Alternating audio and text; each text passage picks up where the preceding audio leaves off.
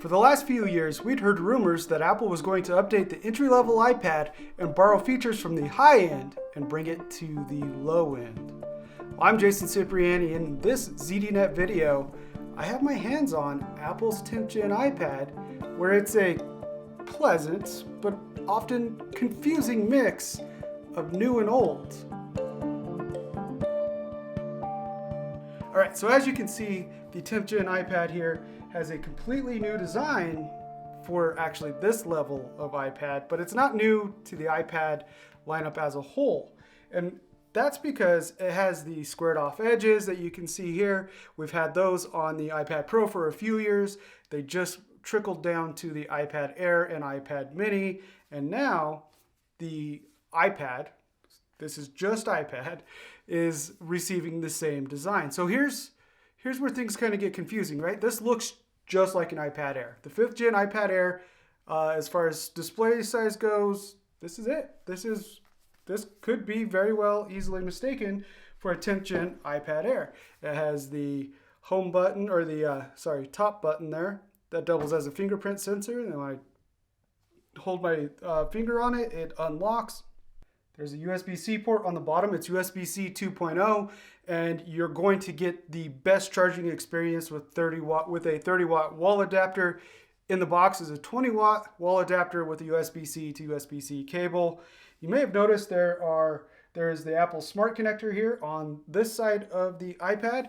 That is for an accessory I'll show you here in just a second. But one thing you're not going to be able to see on this is the front-facing camera, which normally would live up top here, and that's where it is on every other iPad model, but this one has now been moved to the side, and it's living on this here. So when you're in landscape mode, you're able to stay within the frame and not have a video coming from the side angle at you, and it's more familiar and akin to what you would see on a laptop. For example, a webcam on a laptop. It's something we've all gotten accustomed to using over the years. Keeps you centered. You don't have to have that weird angle thing going on during video calls or FaceTime calls. And now we have it here on the 10th gen iPad. So that's cool. That's a huge plus, huge bonus. It's a little weird that the entry-level iPad is the first. Let me back up. It's not the entry-level iPad, because the 9th generation, so last year's iPad that still has a home button and just a 10.2-inch display, is still in the lineup at $329. So that, the older hardware, is now the entry-level model, which Apple used to update every year. And this year, they've updated it, but it also comes with a pretty hefty price tag of $449 for 64 gigs of storage. Ouch. Yeah, if you want 256 gigs of storage, you're looking at $599. And that's just for the tablet. That doesn't include any of the accessories, which this is where things get confusing as well as interesting with the base iPad. Let's start with the confusing. That is the Apple Pencil. Apple, of course, has the Apple Pencil, allows you to write, draw, sketch, do whatever you want on the iPad's display. Well, for the 10th gen iPad, Apple kept the 1st gen Apple Pencil as what is compatible with the tablet. That's all fine and dandy, except for this. The end of the 1st gen Apple Pencil has a lightning connector for a lightning port on it. Cool, right? Not really. Remember how I just said a minute ago, the 10th gen iPad has a USB-C port on it for charging and transferring data. So how do you plug this into that? Well, Apple, and all its love for dongles and connectors and everything else, now sells a USB-C to Apple Pencil adapter. This little $9 gadget looks like this. It's very simple, very basic. There's nothing really to it. One end takes the charging end of the Apple Pencil. The other end takes a USB-C cable, and that cable then plugs into the iPad, and that's how you not only charge your Apple Pencil, but that's how you pair it initially for the first time. So I'm going to go ahead and show you real quick what that process is like. All right, 10th gen iPad, Apple Pencil, USB-C to Apple Pencil adapter. I have yet to get it right on the first try, but I just did. Awesome. Things are looking up, guys. Things are looking up. All right, so I'm going to plug the USB-C cable in and then take the other end of the USB-C cable and plug it in here.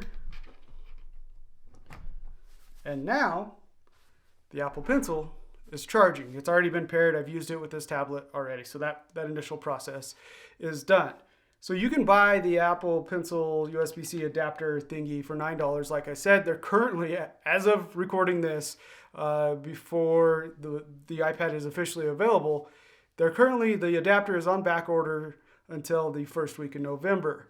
Now, if you don't already have an Apple Pencil first generation and you upgrade to this tablet, you can purchase a first generation Apple Pencil for $99, and that will include the adapter in the box for you. But here's the kicker: not all of the inventory in the stores has been switched over to the new Apple Pencil with the adapter. And looking on Apple's website right before recording this, again, those are already pushed out to the first week in November as well. November 1st through the 8th is expected delivery if I was to click buy right now. That's a bit of a problem if you're going to want to use the new 10th gen iPad with an Apple Pencil. You're going to have to wait or borrow an adapter from a friend. Hey, do you have a USB-C to Apple Pencil adapter I could borrow? Sure. Come on over. All right, so there's another accessory that is exciting, but also a little confusing for the 10th gen iPad, and that is this device right here. It is a smart keyboard Folio. As you can see, it's two different pieces. It's $249, so it's not, not cheap. It's expensive, especially if you're paying $449 for the tablet. Magnets attach it to the back of your iPad. Goes right on. They have matching colors. They don't have matching colors of the Smart Keyboard Folio. They do just of the regular Folio. But it has a kickstand built in. It's pretty cool. You can use it to stand the iPad up, do whatever it is you'd want to do. With the tablet, I was using it the other day to play a game of Fortnite through Xbox Cloud Gaming using the Xbox controller on this. It worked perfectly. Let me tell you, if Apple made just this part, just the part that attaches to the iPad for the iPad Pro, I would buy one in a heartbeat, or a second, split second, heart second. I would buy one instantly. I'm not going to pay $249 for one, that Apple tax, but I would instantly buy one. It is a very cool accessory, and I really enjoy using it and having it on this 10th gen iPad. The other part of this kit of the Smart Keyboard Folio is this keyboard here. And what's interesting about it is on top there is something that doesn't currently exist on the Magic Keyboard Folio, or Magic Keyboard for the iPad Pro and for both models of the iPad Pro. And that's that function row. There you have controls for brightness. You have controls for turning on Do Not Disturb, playing music, pausing music, all the stuff you currently have to either use the trackpad to swipe up to Control Center or physically touch the iPad and go to Control Center to adjust. This is much more like what you would expect to see on a MacBook Air, which in fact the current generation of MacBook Air has the function keys back instead of the touch bar, and it's awesome. And the Magic Keyboard needs that as well. I don't know why this keyboard doesn't exist for the Pro. It seems like it would solve a lot of issues. For me, at least. All right, so this keyboard has a trackpad you can use to navigate and get around, just as you can if you were to hook up a third-party trackpad or mouse to this iPad, and it's great. I don't think the keyboard is cramped to type on. I've done a lot of writing over the last few days with it. It's been fantastic in my daily use. It doesn't have a backlight. That's one thing that I am not too fond of. And also, this type of setup doesn't really work well on a lap. The Magic Keyboard does that I use with the iPad Pro right now. It works fine for me on my lap, but try to do this with this kickstand setup, it falls right off. It just doesn't work. All right, so the new 10th gen iPad comes in 4 different colors. There's pink, yellow, blue, and silver. As you saw, I have blue here. If I was going to buy an iPad today, I would definitely buy the yellow. To me, that color just looks fun and vibrant and like something not a lot of people will buy. Or maybe yellow will be the color. Maybe 2022 and the 10th gen iPad is yellow's breakout year. Maybe not. Who knows? As far as performance and battery life goes, the 10th gen iPad has an A14 Bionic processor inside it. It's a couple years old now, but it still is holding its own in my daily use. I've had 4 apps open on this thing at once, and mind you, it doesn't support Stage Manager, which launches with iPadOS 16.1. This is the old traditional multitasking method on the iPad where you have split screen and slide over windows, and also picture-in-picture from YouTube. So that's 4 total apps at once, and I haven't noticed a single hiccup. It's done just fine handling whatever I could throw at it. As far as battery life goes, Apple claims 10 hours, which is what they claim for all iPad models. 10 hours of straight web browsing or video playback. I haven't sat down and browsed the web for 10 hours straight or watched 10 hours of content, but I can tell you that I've only charged this a couple times in the now 5 days I've been testing it. And that is pretty darn good. It's actually better than what I get on my iPad Pro. Granted, I use that thing for a lot of intense tasks, especially with Stage Manager and running multiple apps now. So overall, Apple's iPad lineup is a little confusing. I don't quite have a good grasp on where it fits quite yet, being the 10th gen iPad. But I think in the coming days and weeks, we're going to figure that out as we figure out who's buying the 10th gen iPad at $449. Remember, it's $120 more than the 9th gen iPad, which has been the starting price point for new iPad models every year. As far as I can remember, $329 was it. So now if you want to spend that much, you're buying last year's tech. You want this year's tech, you're going to have to pay up a little bit more.